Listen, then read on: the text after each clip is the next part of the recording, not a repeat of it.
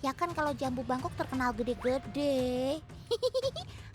Kalem, kalem. Otan sebenarnya tahu kok itu ikan apa. Di Kalimantan sini, dia dikenal dengan nama ikan tapah, teman. Soal berat, jangan heran kalau ada yang bilang beratnya 50 kilogram. Tuh, bisa lihat sendiri kan, kayak orang dewasa aja besarnya. Tapi masyarakat di sini juga percaya kalau ikan ini adalah pemakan anak-anak. Jadi, banyak kisah misteri yang beredar terkait si ikan, teman. Kalau ada bayi atau anak kecil yang hilang di sungai, artinya menjadi santapan si ikan tapah. Mungkin karena besarnya ukuran si ikan, teman. Ikan tapah bisa tumbuh hingga berukuran 5 meter. Waduh, itu sih sebesar paus dong ya. Siapapun pasti ciut kalau melihat dia muncul di permukaan. Ditambah lagi, si tapah adalah ikan karnivora alias pemakan daging. Tapi, sekali lagi, itu cuma mitos ya teman. Mungkin bertujuan baik, agar para orang tua terus memperhatikan anak-anaknya ketika berenang di sungai, biar selamat.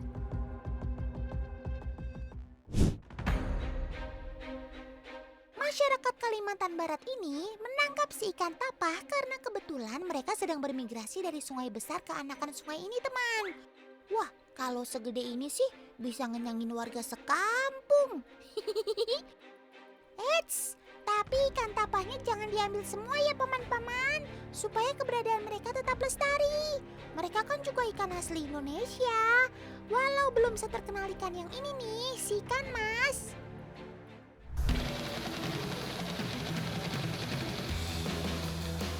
Hai sob, ada apa ini rame-rame? Bukan lagi unjuk rasa kan?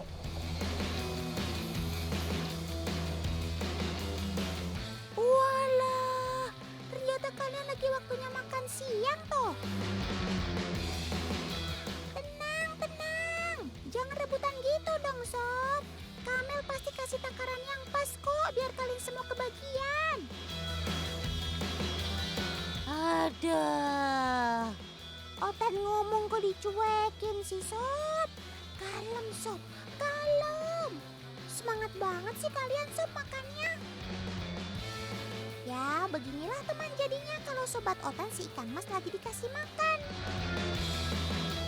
Mereka akan saling berebut untuk mendapatkan makanannya. Apalagi kolam air deras yang tinggi kadar oksigen ini membuat nafsu makan kalian meningkat sob. Nggak heran deh Otan kalau kalian sangat cepat masa pertumbuhannya.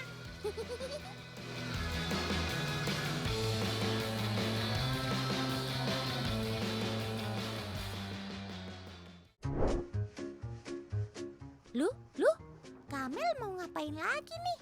Awas kak, itu ada ikan monster. Gede banget loh. Otan cuma bercanda kok Kamel. Jangan ketakutan gitu dong. Ayolah, gaskan Kamel. Kita panen indukan ikan mas yang ukuran jumbo ini sama si ibu.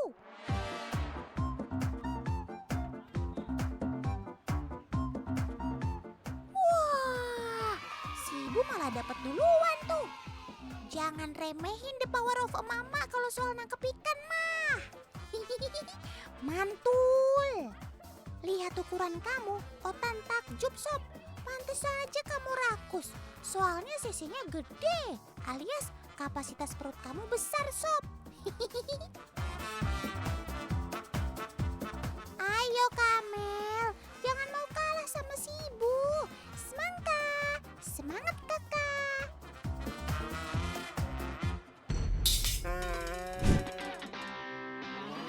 Akhirnya Kamel dapet juga. Berasa kayak gendong bayi ya kak.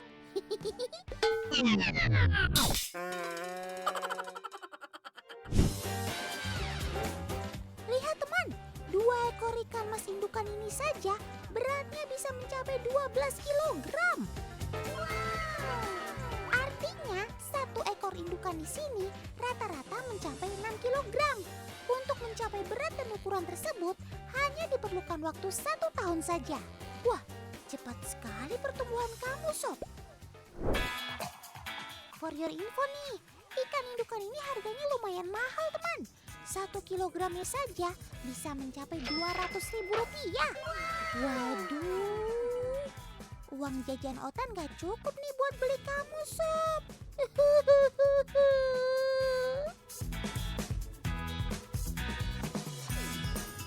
Nah, bisa dilihat nih teman, perbandingan ukuran indukan dengan ikan ukuran konsumsi. Beda banget kan?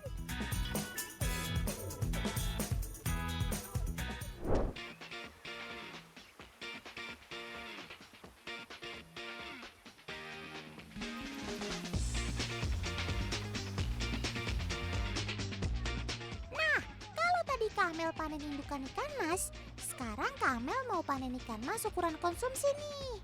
Teman di rumah ada yang bisa hitung nggak berapa ekor? Yang pasti ribuan ekor ya teman. Yaps, makanya nggak heran dalam satu kali panen saja bisa mencapai 1 hingga 2 ton per kolamnya. Ikan mas ukuran konsumsi siap dipanen dengan bobot 250 hingga 500 gram per ekor dan bisa dipanen dalam waktu 3 hingga 4 bulan saja.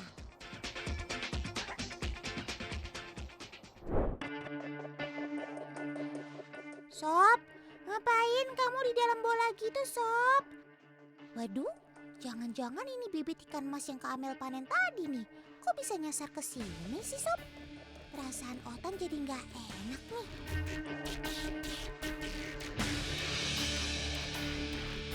Bukan, benar dugaan Otan. Itu kan ada si ikan cana, Sob.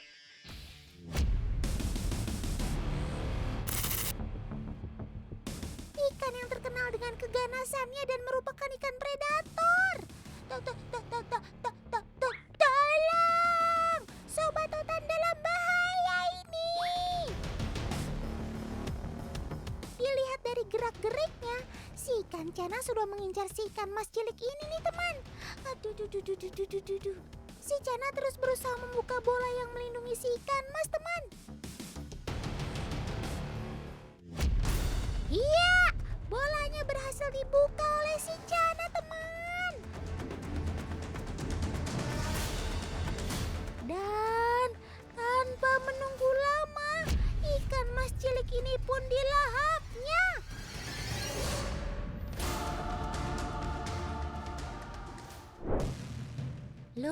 Loh, ini ada apa lagi? Kenapa kalian terbujur kaku seperti itu, Sob?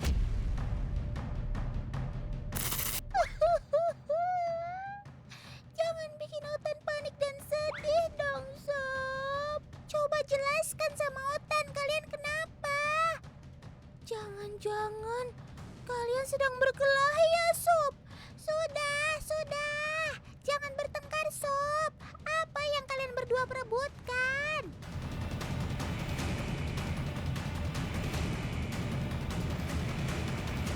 Walah, maaf ya Sob, Otan udah salah paham aja sama kalian. Ternyata Sobat Otan si ikan cana ini sedang melakukan proses pemijahan teman. Saat proses pemijahan ini, mereka memang seolah-olah seperti sedang berkelahi sambil meliuk-liukan badannya. Istilah keren zaman now-nya sih, dance mating gitu.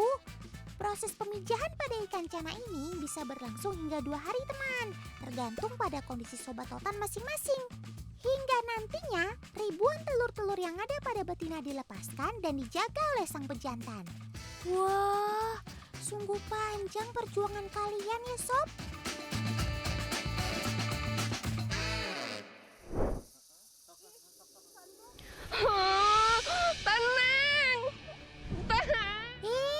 Kenapa ini Kamel? Kok teriak-teriak kayak ada masalah gitu ya? Gawat.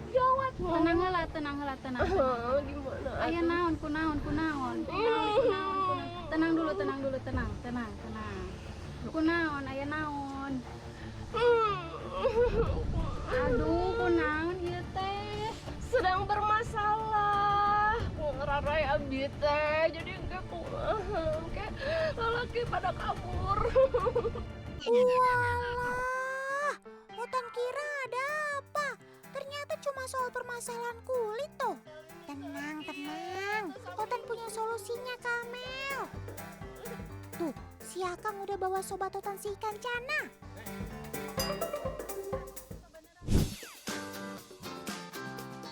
Yaps, betul teman. Cana striata atau ikan gabus ini dipercaya dapat mengobati infeksi pada kulit karena terdapat kandungan albumin dan kolagen pada tubuhnya. Selain itu, kandungan albumin dan asam amino yang tinggi pada ikan gabus juga terbukti membantu mempercepat penyembuhan luka pada orang yang pasca dioperasi. Caranya, ikan gabus yang sudah dibersihkan dimasak dengan cara dikukus. Wah, gak nyangka Otan sama kamu, Sob. Meski terlihat ganas dan menakutkan, ternyata kamu memiliki segudang manfaat juga ya. Mantul kamu, Sob.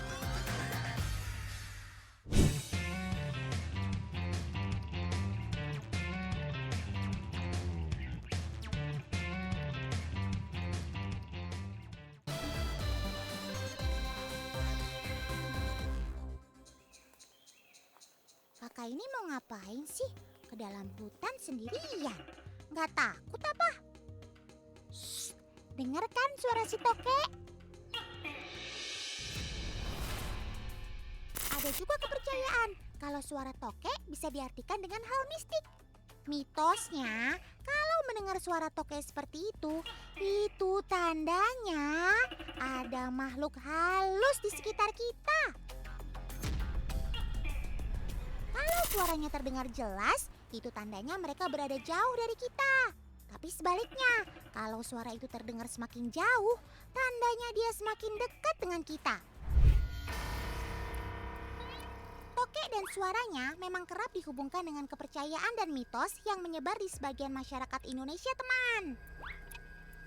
Hingga sekarang, banyak sekali orang yang masih percaya tahayul seperti ini. Mulai dari pertanda nasib buruk, pertanda kehadiran makhluk gaib, sampai ada juga yang percaya kalau hewan ini mampu menangkal bala.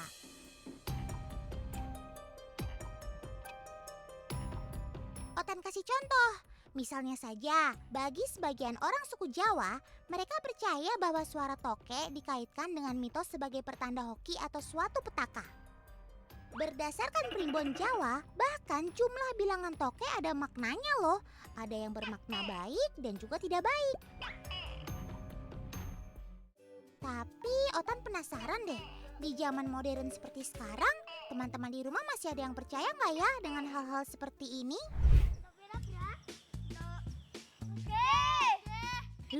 Loh, ada apa ini? Kok kalian pada nyebut miskin kaya gitu? Kalian nebak apa emangnya? Sebentar. Otan kok dengar suara tokek? Hei, anak-anak Indonesia penerus bangsa! Kalian bukan lagi nebak masa depan dari jumlah suara tokeknya kan? Nggak bener ini. Ingat ya teman, ini tuh cuma mitos. Dan akhirnya jadi mainan bercandaan aja loh ya.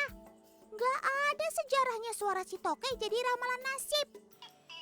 Apalagi penentu miskin atau kaya rezeki seseorang. Sebetulnya banyak sekali masyarakat di pelosok Indonesia yang sering percaya berbagai mitos salah tentang si tokek ini, teman.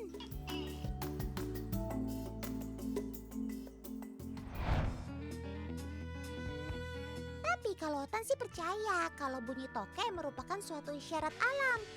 Misalnya saja musim kawin dan sebagainya. Tokek biasanya hanya berbunyi di alam liar.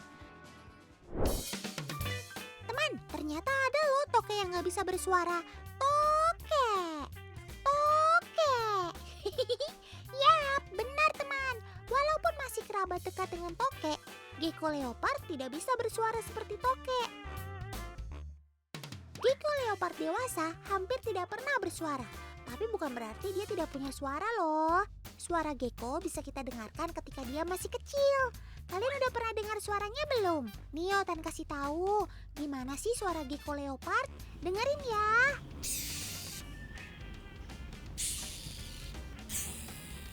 Wah, suara kamu keras juga ya Sob, seperti orang berteriak. Anakan gecko ini mengeluarkan suara sebagai bentuk pertahanan mereka. jadi kelihatan galak kamu ya Sob dengan teriakan itu. Tapi semakin dewasa, suaranya akan perlahan menghilang. Oke Sob, Otan gak ganggu kalian lagi. Otan cuma mau kasih tahu teman di rumah kalau kamu ternyata bisa berteriak. Keren kamu Sob.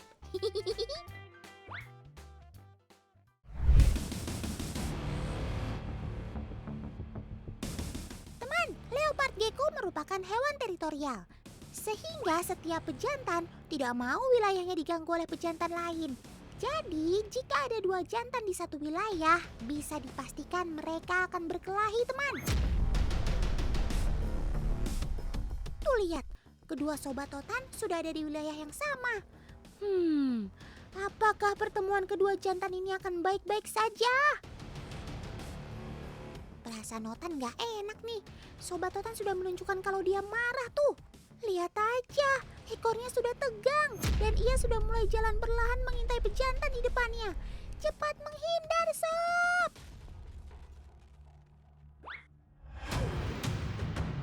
Waduh, hentikan Sob, hentikan perkelahian kalian. Ya ampun Sob, nggak bisa diobrolin baik-baik ya kalian. Kan kalau sambil ngobrol mungkin nggak perlu berkelahi. Semoga nggak ada yang terluka ya kalian. Teman, gecko merupakan reptil liar atau kadal besar yang masih bersaudara dengan tokek. Karena mereka sama-sama berasal dari keluarga Geckonidae. Walaupun bersaudara, mereka sungguh berbeda, mulai dari bentuk hingga sifatnya. Gecko memiliki tampilan kulit dengan warna-warna yang cantik, sedangkan tokek warna gelap dan tidak bervariasi. Bahkan kalau gecko bisa menjadi hewan peliharaan karena cukup jinak. Lain halnya dengan tokek yang lebih agresif. Selain itu, jika tokek bisa menempel di dinding, lain halnya dengan gecko yang hanya bisa di lantai. Karena memang di habitat aslinya, leopard gecko hidup di bawah bebatuan tuh. Wah, kedua saudara jauh ini akhirnya bertemu tuh teman. Satu di lantai, satunya lagi di dinding. Mereka sudah saling tatap-tatapan pula. Aduh, sepertinya nggak bisa lama-lama tuh. Otan takut mereka berkelahi. Bahaya nanti.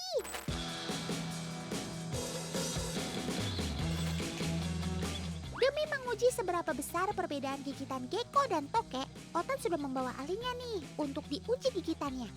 Oke, kita mulai ya. Pertama leopard gecko nih akan mulai menggigit.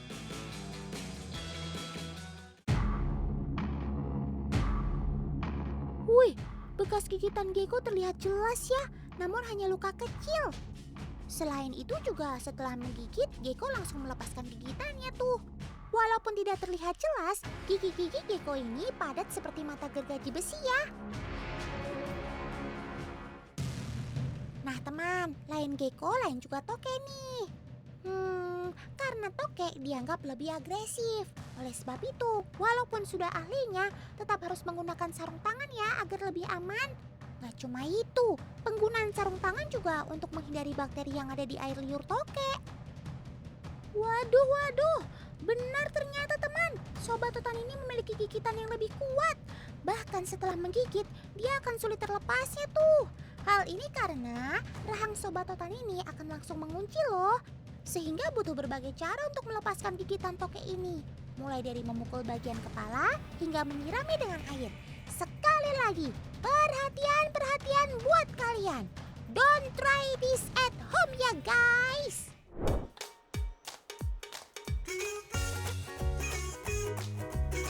Leopard gecko menjadi salah satu hewan peliharaan favorit. Selain karena warnanya yang cantik dan menarik, karakternya yang cukup jinak, juga karena perawatannya yang cukup mudah. Apalagi untuk memeliharanya cukup menggunakan laci lemari. Nah, di dalam laci-laci inilah Otan mau nemenin panen telur gecko nih. Let's go paman, kita ambil telur-telurnya.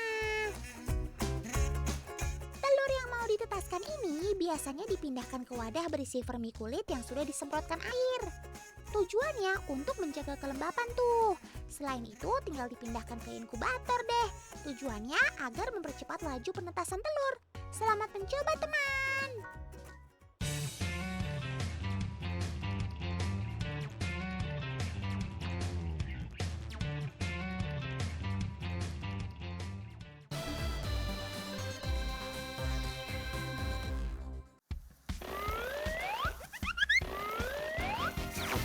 Kalian lagi pada ngapain, Sob?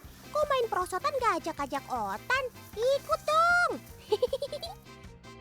Teman, ini adalah salah satu perilaku unik yang biasa dilakukan kerbau-kerbau di Kecamatan Bayongbong, Kabupaten Garut. Bisa dibilang, kerbau cerdik juga, teman. Mereka mengakali tanah yang bertingkat begini dengan meluncur daripada berjalan memutar jauh-jauh. Kalau merosot begini kan jadi menghemat waktu dan tenaga. Kelihatannya sih asik. Otan mau juga dong, Sob. Meluncur!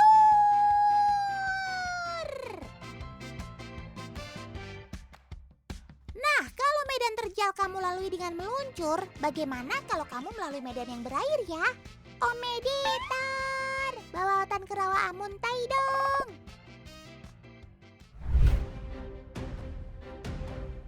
Wah, Otan sih salah nantangin kamu, Sob. Kalau tempat rawa berair kayak gini sih malah kesukaan kamu ya, Sob. Lihat aja tuh, sobat Otan si bubalus-bubalis ini dengan mudah mengarungi rawa berair dengan cara berenang. Tapi bukan rahasia lagi sih kalau sobat Otan ini memang suka sekali berendam. Karena mereka termasuk hewan yang tidak tahan panas. Itu karena kerbau tidak memiliki kelenjar keringat yang berfungsi untuk menurunkan suhu tubuh seperti halnya manusia. Kerbau-kerbau ini sedang digiring pemiliknya untuk mencari makan. Lokasinya tidak jauh dari kandang. Namun untuk menuju lokasi kerbau-kerbau ini harus melalui rawa yang dalamnya melebihi tinggi tubuh mereka. Kalau di dunia alutsista, kemampuan menjelajah kamu seperti tank amfibi. Keren kamu, Sob. Jalan menanjak, menurun, berlumpur, dan berair, kamu libas dengan mudahnya. Jangan-jangan pencipta tank amfibi terinspirasi dari kamu, Sob. Oke, teman. Rasanya Otan gak berlebihan kalau nyebut sobat Otan si kerbau ini kemampuannya seperti tank amfibi. Nih, Otan buktiin ke kalian. Om Editor, balikin Otan lagi dong.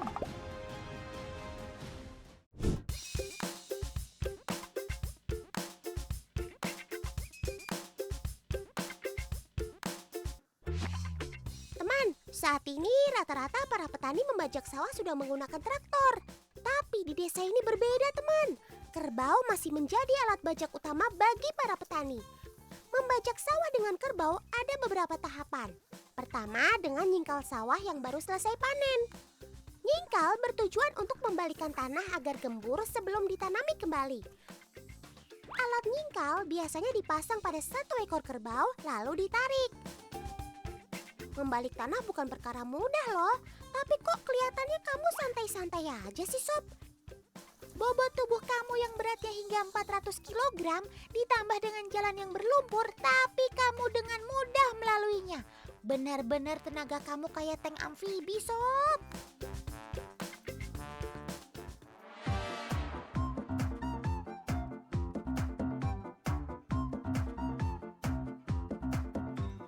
Setelah proses nyingkal, sekarang waktunya membajak sawah, teman.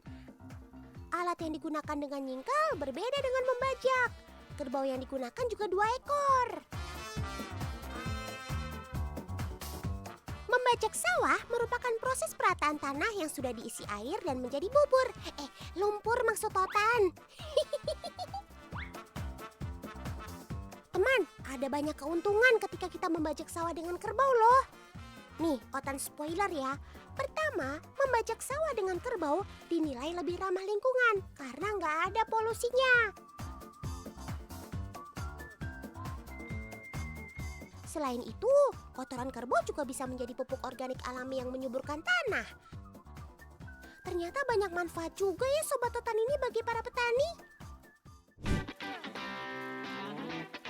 Loh, kami kok dari tadi jalannya lama banget sih? Ayo Kak, ketinggalan rombongan lenong nih. Teman, sepertinya kami sedikit kesulitan deh untuk berjalan di lumpur. Apalagi saat kakinya terjebak di lumpur, kami sampai kesulitan untuk mengangkatnya. Berbeda dengan kerbau yang sat-sat-sat ketika berjalan. Kok bisa ya kerbau tidak kesulitan dalam berjalan di lumpur? Kita cari tahu yuk.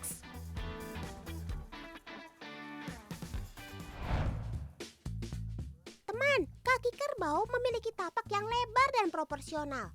Sehingga saat berpijak di lumpur, kaki sobat Otan ini dapat menapak dengan sempurna. Dengan begitu, ia juga dapat dengan mudah mengangkat kakinya kembali. Ditambah kekuatan kaki kerbau yang membuat berjalan di lumpur bukanlah sesuatu yang sulit. Loh, kami mana? Wah, masih jauh di belakang. Ayo cepetan, Kak. Nanti ketinggalan kereta.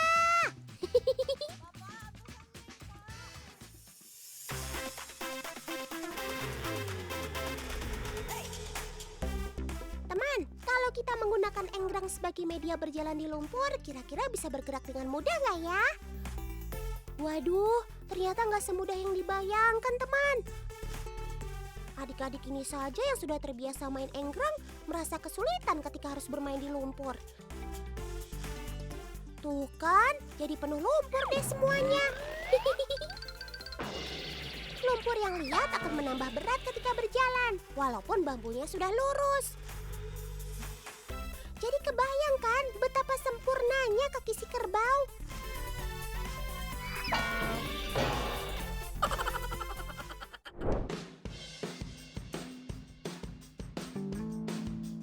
Kekuatan kerbau memang sudah tidak diragukan lagi, teman.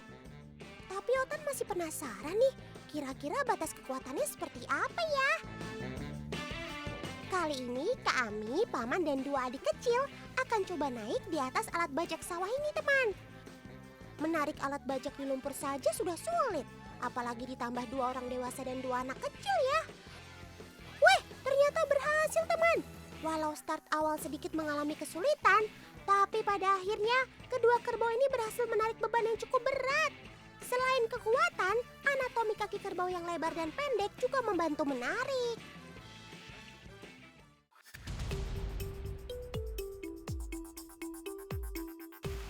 Ayo orang taruang heula nya. Ieu kan yang penting mah didinya ieu kaburu lapar ya abah geges lapar bareng jeung abahnya. Nya, iya tuh Abah. Ayo jang sok. Nya, iya tuh ayo barudak. Orang mamela. Wah, tahu aja deh si Abah kalau Otan lagi lapar. Makan siang bersama setelah membajak sawah juga merupakan salah satu tradisi di desa ini, teman. Saat makan, kerbau pun beristirahat untuk memulihkan staminanya. Siapa nih yang kangen dengan suasana seperti ini? Tunjuk tangan.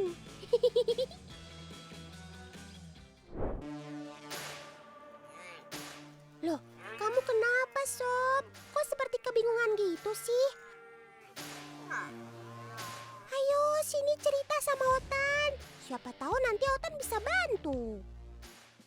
Kok diajak ngobrol malah kabur sih, Sob? Ada apa sih ini sebenarnya? Walah, ternyata anak kerbau ini sedang kebingungan mencari induknya, teman. Saat induknya membajak sawah, biasanya anak kerbau akan bermain di sekitar ibunya.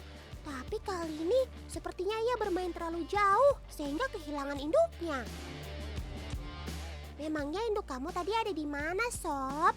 Ayo sini Otan bantu carikan.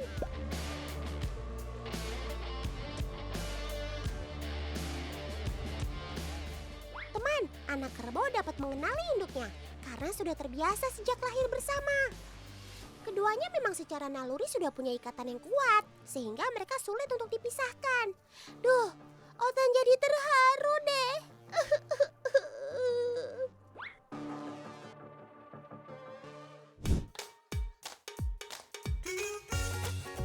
Ayo, sekarang waktunya mandi dan bersih-bersih ya. Mandi atau berkubang merupakan kegiatan favorit bagi kerbau, teman.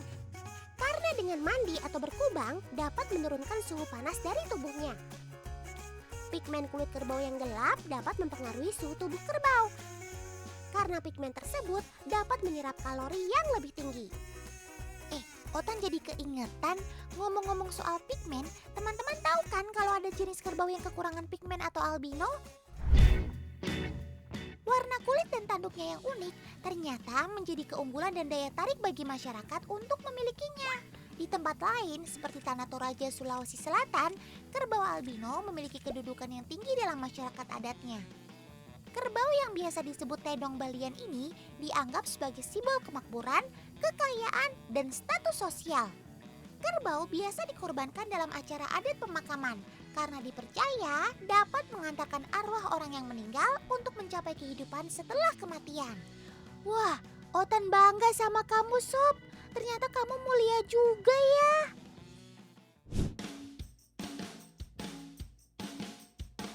Teman, tahukah kalian kalau kerbau tahu kemana arah pulang?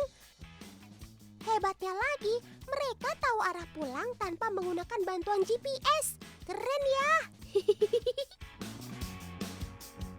Kehebatan ini dikarenakan kerbau memiliki kemampuan untuk merasakan posisi magnet bumi. Pada kenyataannya, bumi memiliki dua pusat magnet, yaitu kutub utara dan selatan. Navigasi berbasis magnet ini juga bersifat umum dan tidak hanya pada kerbau saja. Tuh, lihat kan? Dengan pedenya rombongan kerbau ini berjalan menuju kandangnya sendiri. Cakep!